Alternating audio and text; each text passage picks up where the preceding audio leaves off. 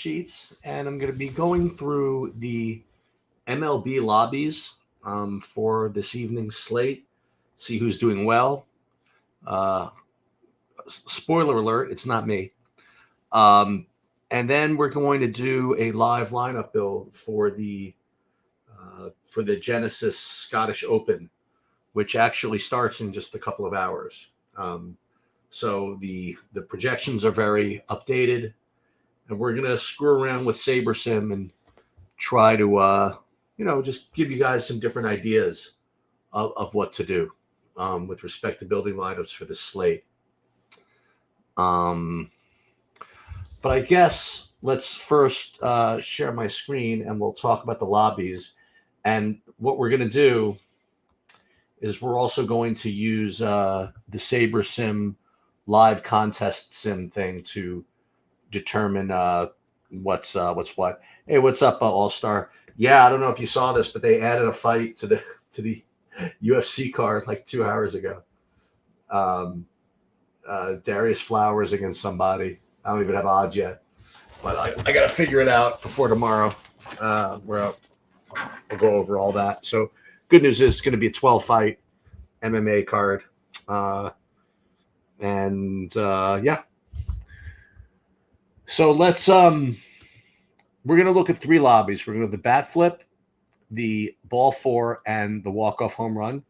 And let's look at it from different points of view. Let's first just pull the regular, just straight lobby up and see if we can't figure out who's going to win and what's left.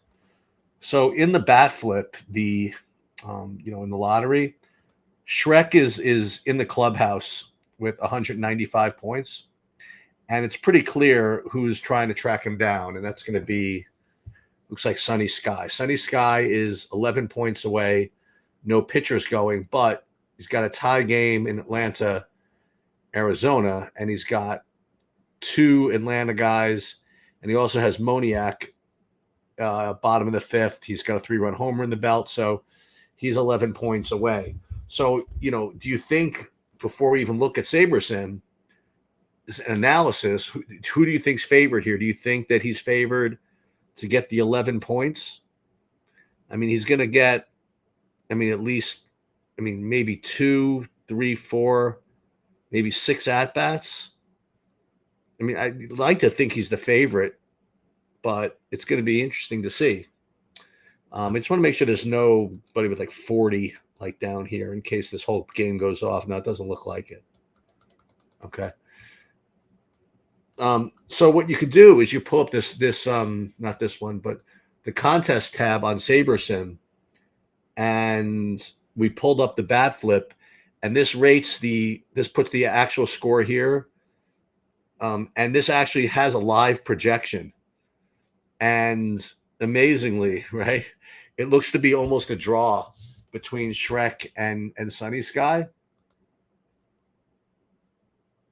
So it's pretty cool, right? And I like that SaberSim can kind of do that.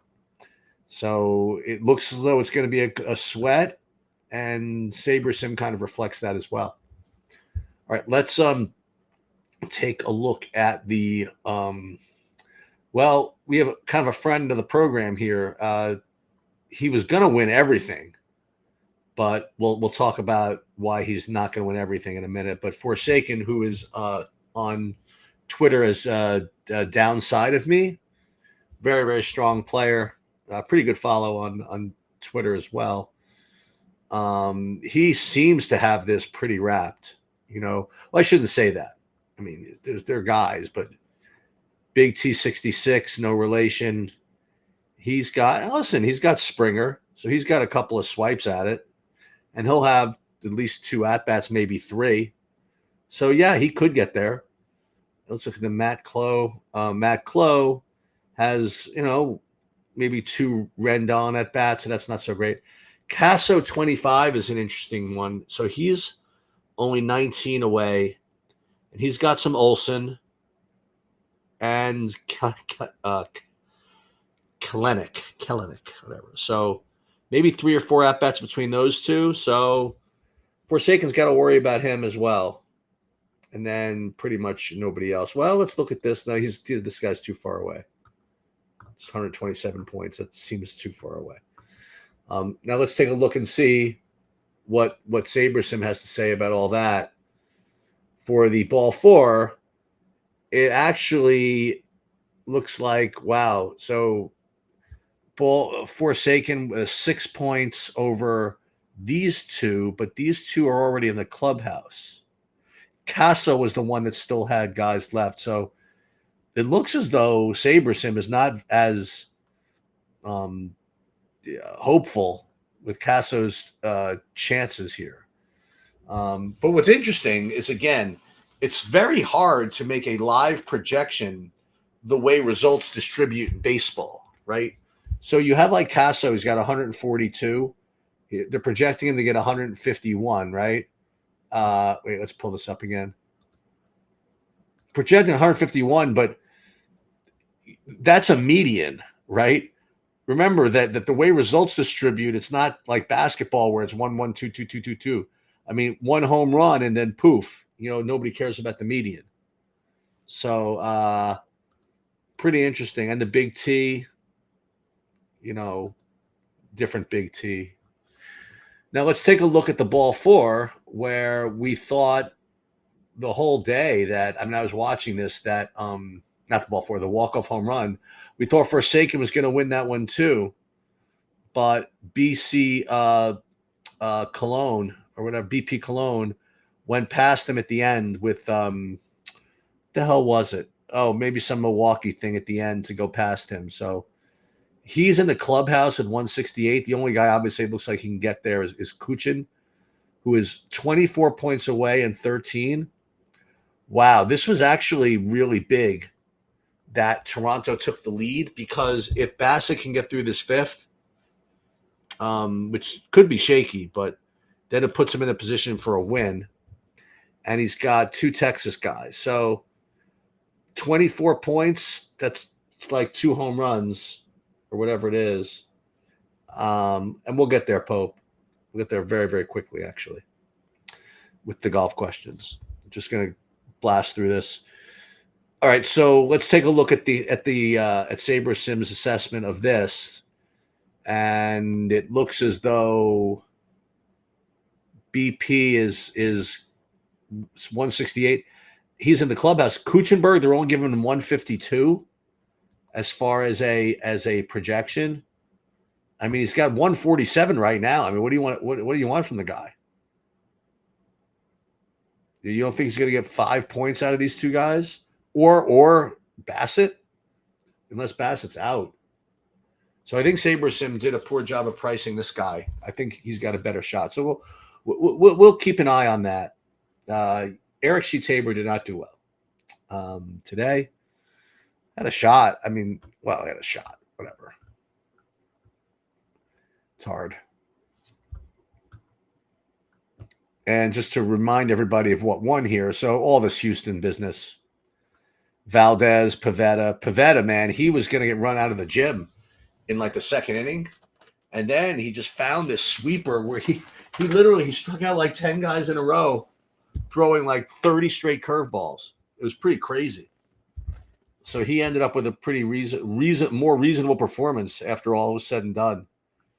And then all these Houston guys just went off. And the Colorado leverage against Montas, including a 30-point outing from the number 9 hitter, Sam Hilliard, at 1%. That will do it. Okay, so we'll keep an eye on Forsaken. And, well, what did Bologna do? He added the Milwaukee to the mix. Yeah, that sucks. I mean, it sucks for Forsaken that the Milwaukee guys got there at the end. So we'll keep an eye on this. We'll take a look at that. And let's pull up, I guess, the golf. Okay. How do I want to do this? All right. So let's pull this up here. This is that's the LOL. Let's get the golf thing up here. PGA Tour. Okay.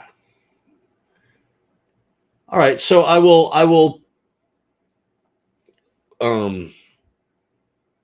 let you know what the starting point is here. We already have uploaded the projections, and we already ran 5,000 lineups. Okay, that's where we're starting, and let's take a look at how we kind of rank these things. Now, to answer your question, if you're just going to throw in one lottery ticket lineup, what this is, you want my advice? I'll tell you what my advice is. I mean, you could either like lift Sabres and pick one for you, but as long as you're going to throw one lineup in, you may as well pick somebody you like, you know? And one way you could do that is literally just use my sheets. Like you go to like the projections page, and I'll show that to you. And where is it? I mean, this is not, don't try this at home, like trying to play one lineup into the lottery. But hey, if you want to do it, this is what I would recommend. So let me just pull this up. So here's what the sheet looks like. And all I would do is this. This is DraftKings. I think this is DraftKings. Oh no, that was not that. No, that was something else. That was a showdown slate. So what I was going to recommend is again just take the lowest owned of the guys that rate high, and let me see if I can't find the actual projection file. I'm going to have to log in. Hold on, but I'll do it just to show you. I got to get my authentication code. Hold on a minute.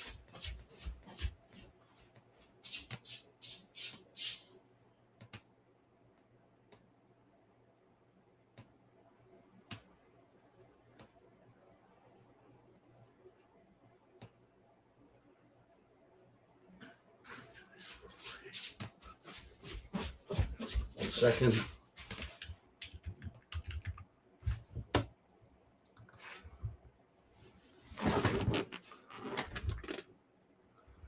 Okay, so within TrueDFS, we'll go to PGA projections.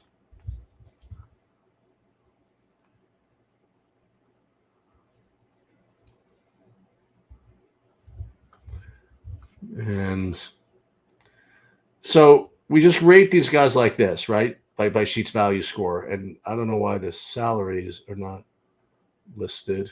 Hold on a minute. Let me text. Hold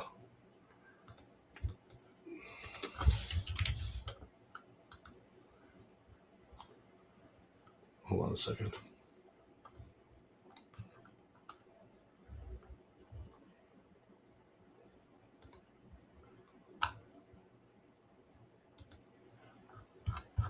Wait, hold on a second. Where is Goldie here?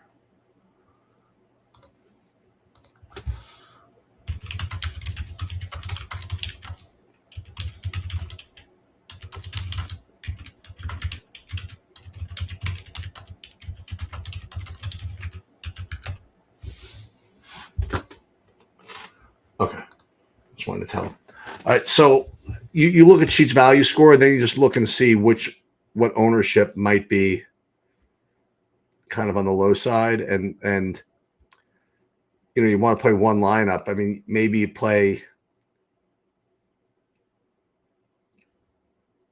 Rye at 15%, and then maybe Sanjay M at 12. You know what I mean? Like you just pick kind of like the lowest owned guys that you kind of like from around here.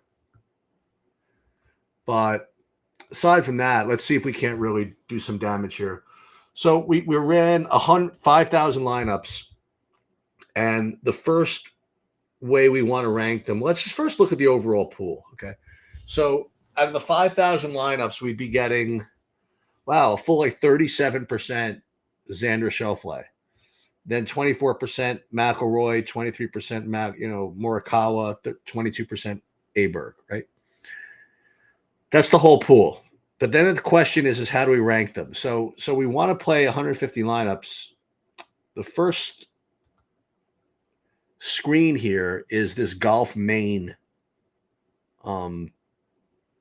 This Golf Main setting. So what that means, we'll go in here, Golf Main. We'll click on the eyeball.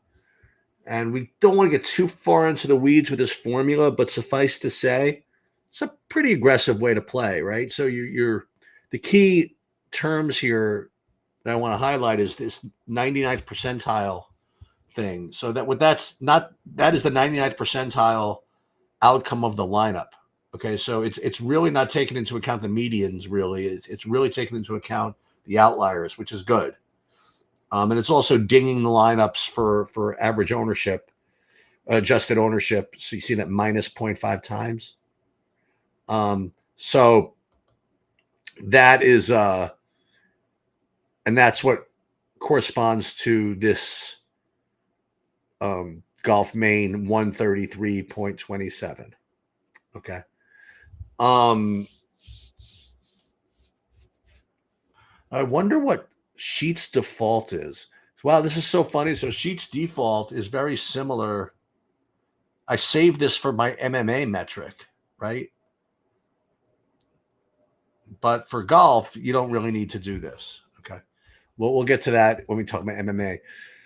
So when you're rating them sort of aggressively, your top 150, you're going to get Davis Thompson as the top owned guy, followed by Sungjae Im, Morikawa, Rai. Now, one thing that you'll notice is that you really don't get too much of the studs. Like you were mentioning who's be a lock stud PGA. Like you'll notice, I have almost, 17% Schauffele. Aside from that, I don't have any Rory, in this build at least. So I think that's because of how good these mid-range guys look. You don't want to use the 6,500s if you don't have to. That's why it's hard to get to what's his name? To Rory or the other big guys. I don't remember who they are. But whoever they are, we're not getting there, Thompson in pretty middling. Now, Morikawa, I did mention, that he was going to be the best of those top guys, and it's bearing out that way. Actually, Aberg is getting more than I thought. I'm looking through this. I'm going to be over, it looks like, on both these guys, Morikawa and Aberg, and pretty much under on the rest. So this is when we just, top 150 lineups. So what else can we do? Let's experiment. All right, let's see what happens when we jam up the min uniques to the highest we can go. Okay, the highest we can go and still get 150 lineups, for example. And you could go pretty far with golf. All right, so this one he yelled at us. So you can't do min uniques 5. So Jordan, what he likes to do is you go to this area right here, and then you go back 1 to min uniques 3. Yeah, I'm already done with baseball, Bobby. Oh, cool. Yeah. There's like one sweat, not for me, but just we were showing the different analyses of the main lobbies. There was one which could end up being close. So we'll get back to that. But I'm just going over different ways to look at my 150 nice. here. I got a chance to at least make some money tonight, which is nice. What do you got? I mean, I'm in 27th in the walk-off. Nothing special. 27th in the 121. Well, what you could do is what we were looking at before. I'm gonna go back to it. I'm gonna guess what my odds are not great to do anything more than like min cash, but that's okay. It's still a profitable night. Yeah. Oh, okay. So I would have pulled it up, but I'll pull it up again. Hold on. Yeah, that's all right. Well, do your thing. No, that's fine. Let's see. So as we were saying before, so in the walk-off, again, it projects like what's going to happen at the very end. And it was under projecting Kuchenberg, who's the only one that had a shot. So where are you? What's your actual score right now? What is it? It's 125.3. Let's see. First of all, how good? Yeah, there you are. So it's actually only not giving you any more points as far as a projection. I'm not getting any more points. Oh, okay. Oh, wait, I could get 4. No, I can't. Never mind. Okay. All right, let's go back. Does it give you the odds though of that even cashing? What do we got with that? Doesn't really say that. It doesn't say that, but it says live sim average profit is $274. Yeah. Okay. Yeah, makes sense. Okay.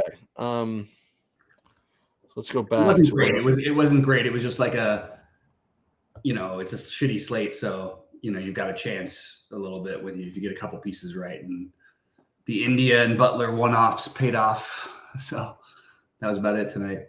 And meanwhile, your Kenny's like lost his mind. I posted the thing about the live sweat or whatever, and he like tweeted, "Don't forget, the lock is 11 p.m. Eastern time." I'm like, no, it's not. Oh yeah, he got it. He got the time zones mixed up. All right. So what I was saying is, so when we go to min uniques to 3 instead, then you crunch it a little bit, and you still have Morikawa kind of at the top, and you're still.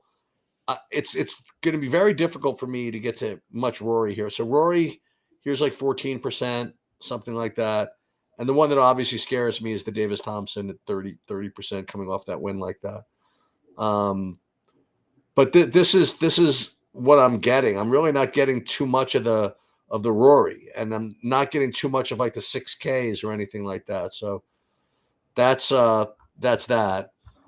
Let me do a contest sim or two. Can I ask if you did this the other way that you do it sometimes, where you run like the 20 max and then you rerun it at the 150? Is that what you did this time? I actually just no. I actually did the 150 max right from the beginning. Okay, that's all I was asking. So as far as the contest sims go, let's click these and let's figure out again whether to use the field that Saber Sim provides, or the ones that we like. And I have to tell you, I mean, we did a lot of work on the ownership this week. So for me, I'm kind of inclined to trust my own as being representative of the field. So, like, for example, I'll show you what that would look like. Hang on. So pool. Yeah, I don't know if this is necessarily that great. I mean, Xander at 37%. I don't think he's gonna be that popular. Wow. But I'm looking at your projections right. Unless I have to refresh it. No, forget my projections for a second. Because remember what we're doing.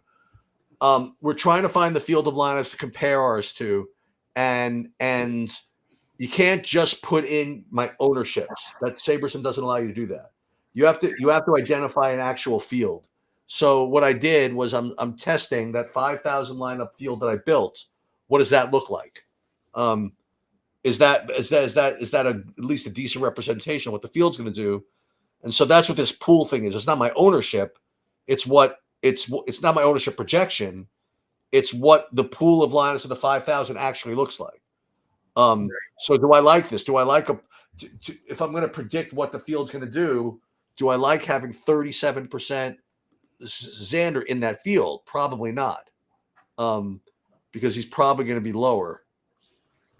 So, what I'm probably going to do then is just I don't really want to do just Saber Sim ownership though. So I think the lesser of two evils.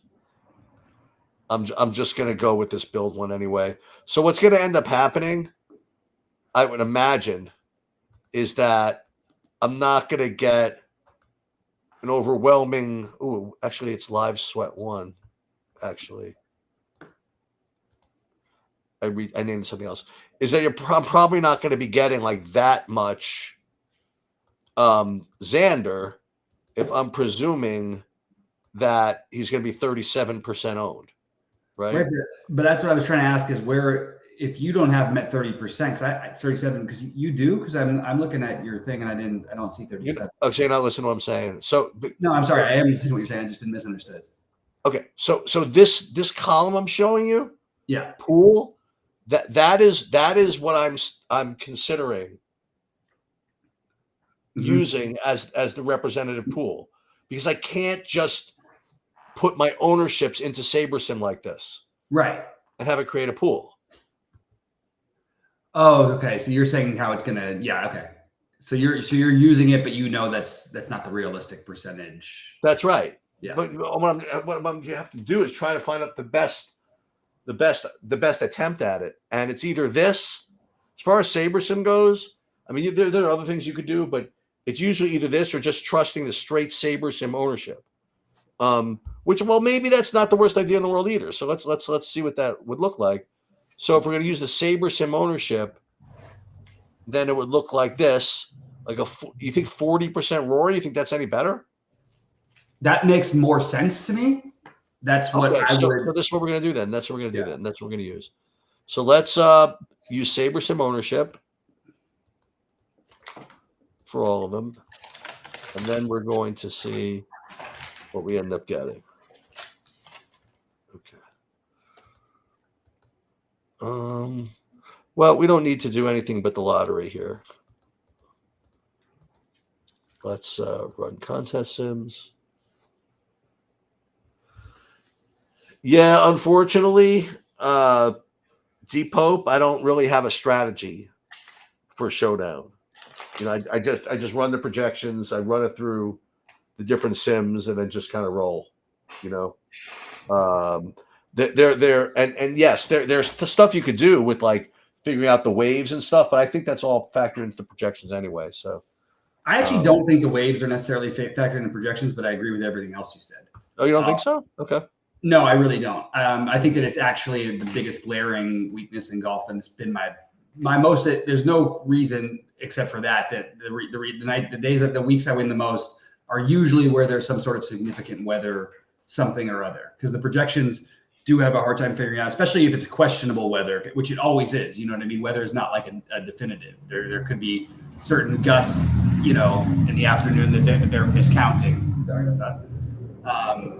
But I do think that a lot of others, and with round one, it's always very hard to take like a line of, okay, who's the Showdown one. I do think there's strategy and especially the Friday, Saturday, Sunday versions of Showdown. But the initial Showdown, I think you want to take gambling on guys that could have a lot of upside, but literally just also you expect to shoot +6 a good portion of the time. You know. That's so here are the results here. When we do the sim using the SaberSim ownerships, you'd be getting 37% Thompson and then 36% Schauffele.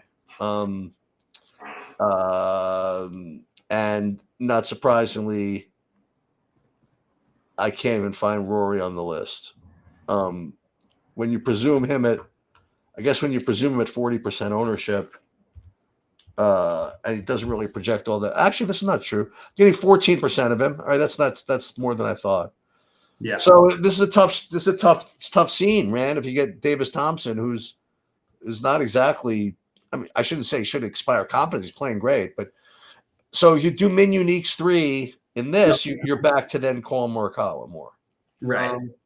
So all these guys, you know what I mean? I like all these guys.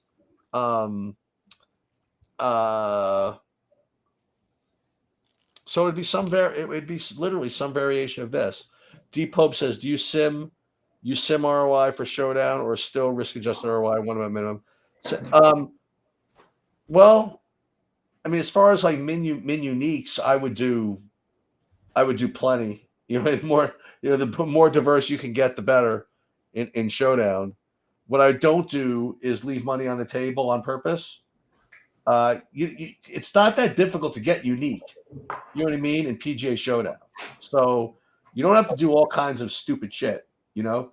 I mean, you pick low on guys, obviously, but you don't have to also like intentionally leave money on the table, you know, or something like that. In at least in full field golf showdowns. Right. And the sims are designed to try to get you unique. Yeah. Well, interestingly, no. So it's not designed to get you unique per se, but it's designed to get you low owned. You know what I mean? Right. Which will get you unique probably. Right. I get you. But to show you, I mean, we could do this. Let's pull up a let's pull up a showdown slate, and let's run one here. Hold on, round 1 PGA Tour here, and let's just make a couple of changes. And it's literally no different than anything else. I'll just throw it, and you don't even need to build 5,000, but you may as well. Right. And I'm going to show you why. I mean, like, why golf you don't need to be as strange as you might think. I mean, remember in football, I do that thing with geo-mean filtering where I force in like low-owned guys, and you give these lineups that just are just completely off the wall. Like golf, even if you set it a geo-mean filter to force in low ownership, your lineups are just always going to be low enough owned anyway. It's not like it's like impossible to get like a 60% owned guy in a showdown slate. You know what I mean? Right. As opposed to like NFL where you can. Golf is just not like that. It's just so hard to get. It's so hard to hit the optimal. It's like MMA. It's not that difficult to hit the optimal. So it's just a matter of fighting for low dupes. Same with football. Right. But golf, it's hard enough. It's hard enough to get 6 guys to have good rounds. So right. All right. So we're building this now, and then we'll just show you exactly what I would do if I were using SaberSim and whatever. So while that's going on, let's take another check at the bat flip, see if anybody made any progress. No, man, this all just kind of faded. Shrek is just going to hold. I hope there's no more points scored tonight. Yeah, he's going to hold. Forsaken is going. Looks like. Well, Forsaken is not going to hold yet. I mean, he's got to hold these guys off here. He's got a hitter here. He's got George Springer, who's going to get at least one more at bat. So this is not a lock. And let's pull up that the walk. I actually have to reach out to Eric Johnson. If he didn't make a ton of money the last few days, I don't know what to tell you, because basically stacking against every top pitcher works. Basically playing every worst pitcher against that top owned stack works. You know what I mean? Like JP Sears was the nuts, Yeah, but you didn't need him. No, you didn't need him. I'm not saying, but nobody played him, so it's hard to know. Right. Like, I mean, the guy who's going to win the 555, it's Pavetta and Montas. I mean, like, right, but that's what I'm saying though. If you had JP Sears at cheaper than Montas, maybe instead of having the Frelick, you end up with a guy with or not Frelick, the other outfielder. Maybe you end up with a guy who puts up 28 or something like that, because it did happen a few times with the more expensive guys. All right, so here we go. So this is like the default like showdown slate that they would that you would run with SaberSim, and you already see like how low owned everybody is. Like everybody's under 10%. You know what I mean? It's like you don't really need to do anything super different after even doing this. And you can run a contest sim if you want, but I'm telling you, in showdown, in golf, I mean, this default setting here is already pretty crazy. Well, take your lineup that won last week, for example. Not only did you win, not with the guy who won the tournament, and not that, he could have made a birdie on the last 3 or whatever. He actually shot a great round. He shot like the 4th or 5th best round of the day. He did. It wasn't like he was bad as the top guy as the chalk. You just happened to get the exact right combo of the other guys. And sometimes that's what showdown takes for a Sunday. But I remember, and Davis Thompson was like 49% owned. Mm-hmm. That's what I was saying. So, the highest owned player. Yeah. Let's see. All right. So let's run the Sims here. Let's see if it's any different. Let's see the difference. So in this one, you'd be getting 60% Minwoo lead. This is just Min Uniques 1. Okay. Mm-hmm. If it was Min Uniques, let's say 3, it would be. Wow, then Ryan Fox would actually go near to the top. So, this dude, this is the Rick guy, the Tom McKibben. Oh my God, really? First of all, this Tom McKibben thing sheets, I programmed in my own percentages. I literally probably clicked on 80 players, even if it was 1% of some guys or whatever. And for some reason, Tom McKibben, I didn't click on. I just wanted to see what happened. They would not stop making him the highest owned player for me. No matter what I did.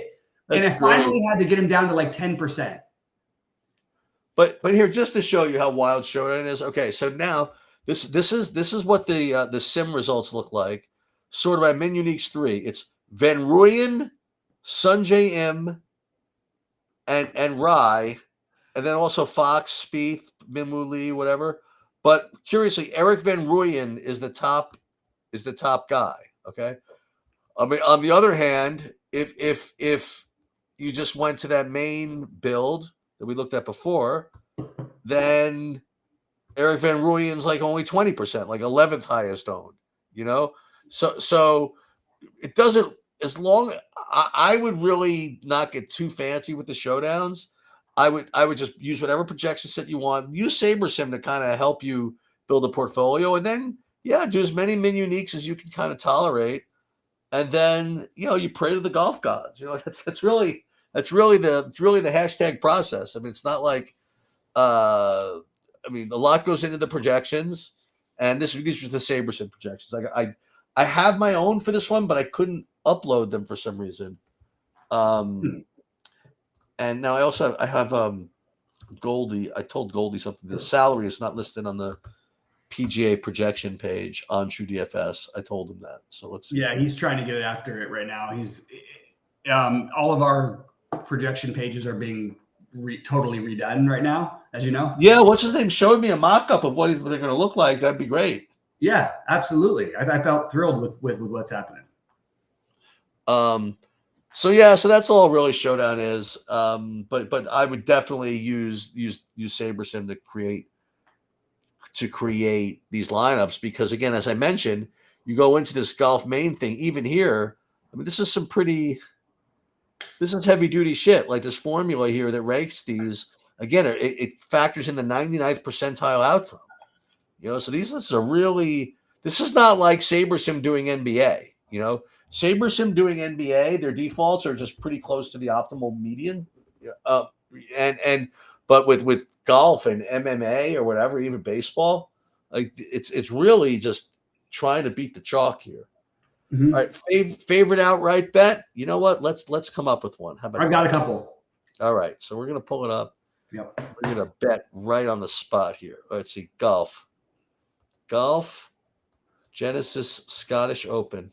All right, let me take a look. You know whose name is not in the top 20 or whatever there?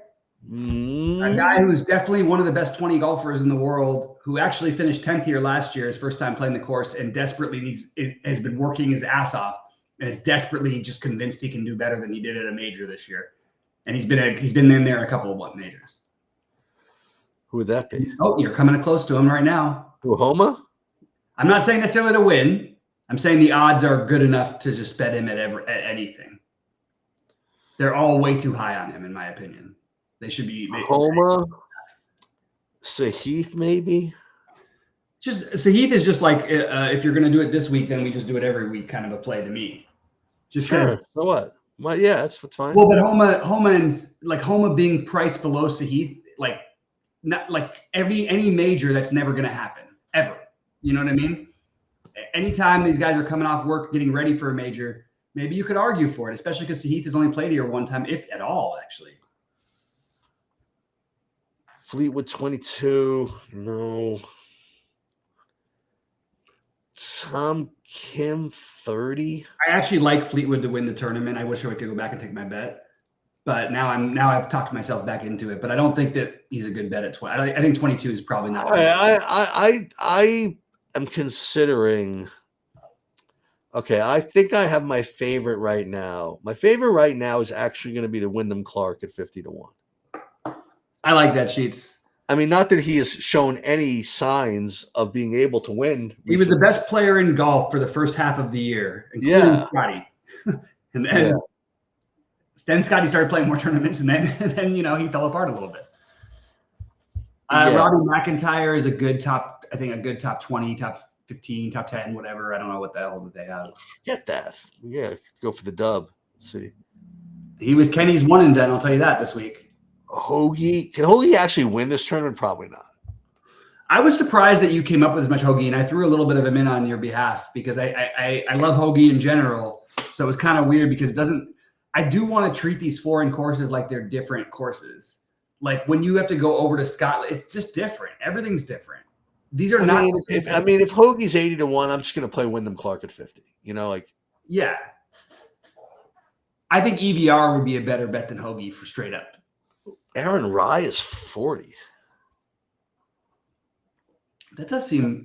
So what's he at the top 5? I don't know. Yeah, I'm not doing any of that. But wait, those are great bets sometimes, though. It's hard to maybe both those. Maybe I'll do Rye, and I'll do Clark. The other crazy one that I had was, first of all, look at this. McGibbon is 60-1 only. I know. He's like chalk. Jesus, dude, he's going to be like 30% owned in the right, hey, totally. Absolutely. Without a doubt. I like the Dietrich, though. And the McKibben's going to remind me of that fake football college or something. Like, the people are going to be looking for this McKibben, and he doesn't actually exist. No, exactly. It's like that. They had an AAU team one year where it was a high school team, and then they turned it into an AAU team. But they made up a school, and there was only 14 students. Yeah, that I remember also. The guy I think he thrown in jail or something for that. And then he came out, and then he was one of USC's biggest, and then he worked with Nike as a. Oh, is that right? I didn't know that. Yeah, he followed George Raveling's footsteps. Yeah. In like a bad way, though. So I'm gonna say, yeah, you know what? Let's do it. We're gonna do both these. I like it. Oh, they're gonna log you off. We're gonna do Aaron Rye, and we're gonna do Wyndham Clark. I'm gonna throw out this McGibbon thing. I'm telling you, whatever the projected ownership on him is, you can double it. At least you can double it, right? Look at these projections now. They've got him like projected for he's projected for his guys like 2K higher than him in price. Like good guys. He's projected ahead of like a lot of good guys. Oh, Hogard is my favorite long shot. Are they both playing? They're both playing, but I like Nikolai. Okay. I like both of them. I'm playing them both together. Obviously, I did exactly what I said. I'm going to play a Fitz and a Hogard. All right, so this dude needs a 2-run homer from either Ozuna or Kellenic. We might have a couple more swipes though because of the extra inning possibility. Did yours dud? You just had nothing going tonight? Yeah, no, nothing. I mean, it's hard though because you could have nothing going, and then like next inning, if Texas scores 6. No, I ended up not playing really those guys. I played a lot of Oakland. But Oakland just didn't come through as a stat. They had like the pieces, And then I got a 0 out of Lindor. You know what I mean? Like, that Lindor killed me. I had him in everything. And also, I really am angry at myself because I should have known that they would have been 25% owned as a stack. What I also should have realized, and I did he was in 35% of my lineups, Nimmo, that Nimmo would be forgotten about against the lefty. And of course, Nimmo's the one who gets the home run. Yeah. And he's 4% owned and everybody else is 25, or something like that. Yeah, I mean, Oakland, they listen, the Langoliers was up with the bases loaded. I mean, stuff could have happened, I guess. But Montas was a freaking fish play. I don't know. And even still, I mean, like, they let him pitch like a million pitches. They let him pitch like a million pitches at the end of the day, by the way. He didn't throw a million pitches. He just pitched a lot of innings. He's incredible. This is why you play Montas. He's incredible at keeping his pitch at his walk rate. He doesn't walk people. He's around the plate, so he gives up solo home runs. That's what you want in a pitcher. The guys who have been the best pitchers in baseball, Justin Verlander, Max Scherzer, when they were the best pitchers in baseball, they were giving up the most. Garrett Cole. These guys give up the most home runs because they're always around the plate. They're going to challenge you, and that's what you have to do to consistently be great. We should have known that Sam Hilliard was going to get 2 home runs from the 9-hole. Yeah, of course, Sam Hilliard is. That's what I'm saying. Like these kind of stupid things. Montas was cruising. Other than that, by the way, that's why he pitched so long. Yeah. It wasn't like there was like a play around him. The cheap guy. No. It was Spears and what's his name? The other dude went nuts. Yeah, who was it? It was somebody like bizarre against another chalky team. Myers. No, Myers didn't do well. Myers had 28 innings, 31 fantasy points. Did he really? Oh, he pitched 8 innings? 8 innings. I just saw through 2 innings that he hadn't given up a hit, but he also hadn't recorded a 6 strikeout. Ks, 1 walk, 4 hits. Oh, Kyle Freeland. Look at Kyle him. Freeland, that was the one. That was what I was going to say. Kyle Freeland, 27 fantasy, 9 strikeouts. Let's That's go. got to be his career high for a strikeout. It's got to be. And the win. And neither of these guys are in the winner. And he gave up. And by the way, he gave up 2 home runs. So you know what I mean? Like it's just what happened. Yep. They're not like impressive. None of these lineups tonight look like incredible. It's so fun to win on the high scoring nights because it feels like, oh, I did this and this guy out, yeah, all this stuff. But on the low scoring nights, it's like always I'm like, no, this can't really be winning, is it? Like you can't have a 0. I'm just used to the basketball with that. Man, you know? I'll tell you, I was commenting before you got here on about Pavetta today against Oakland. It was nuts. So he was basically going to get run out of the freaking gym. Okay. 3 runs, then somehow got out with the bases loaded. And I don't know who told him to do this, but over the next 3 innings, he pitched, I swear to you, it must have been 40 straight sweepers, 40 straight curveballs, and basically struck out like 9 guys in like 3 innings or really close to it. And he made like almost to the 8th inning after all that. He's just literally just started throwing nothing but curveballs to Oakland, and Oakland just kept on striking out. It's nuts. Yeah, it was pretty smart, but should have done that earlier, I think. Yeah, maybe. Yeah, so Kuchenberg, it doesn't look like he's going to get there, but I don't know. He's so Bassett's going to get a win for this guy, all right, for openers. So that puts him within a touchdown, right? Within a home run. Mm-hmm. And the Papilio has Ozuna and Kelenic. Nobody ever gets a home. I've won a million baseball tournaments in my life. I don't think I've had a walk-off home run in my life. You have. You had one basically almost like that. The early slate. Remember, all the other guys everybody else was out of the game by then. But you won it. Where Ohtani was up or something. I think it was Ohtani. Yes. No, I don't think that was to win. I think it was to do something though. Maybe, yeah. I remember during the live show we had a perfect run out to get like 4th or something. Mm-hmm. I think I might have had a Cal Raleigh walk-off home run maybe last year or something like that. That's the best. The Cal Raleigh ones, first of all, they're never any doubters. They just kills the ball. But he's not striking out. He's killing the ball. Yep. That's all they do. That's all he does. Yep. And he's huge. He doesn't even have to be on balance. He had a home run the other night that, like, literally, I don't think either of his feet were on the ground. So there's actually, I got your message about tomorrow, which is for everybody else. There is a 1 o'clock slate tomorrow, like a 4-gamer. So I am going to go on at noon to do that. And then there's a 7-gamer tomorrow at 6 o'clock. I don't know what you were looking at. Yeah, I was thinking if we could do that, I could do the 5 p.m. I may make it for the morning one, but I just am not. I'm supposed to be at my family's at 8:30. So okay, I'll be there at noon, and then I could be there at 5 also with you. I mean, again, I'm just, great. Yeah, we'll do the 5 o'clock. There's a real slate. Yeah. And I guess that's it. I'm gonna get to sleep. Good luck, everybody. And Sounds good, man. Thanks, Shoots. Good luck.